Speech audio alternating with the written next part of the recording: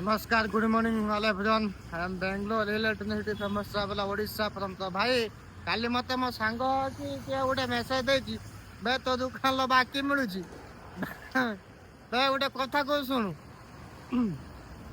ग्राहक होउछन भगवान, बुझिलु।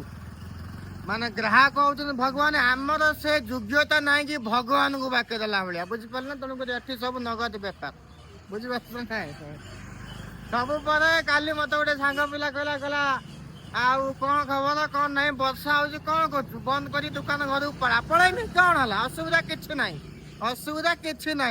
दुकान देख बिजनेस कर का अंडर कम कर कि मु दुकान बर्तमान भी बंद कर पड़े चाहिए, बंद कर पड़े बुलमी शुईमी मो मन बिजनेस बिजनेस बाबा कम तुमको देख। उदाहरण स्वरूप मो सांग भी ये बहुत सफ्टवेयर इंजीनियर एठी, तेणुक मासू लगे 1.5 लाख टका रोजगार, किंतु सी साला घर को गला फोन करिए सर हम जा सकते हैं क्या सर।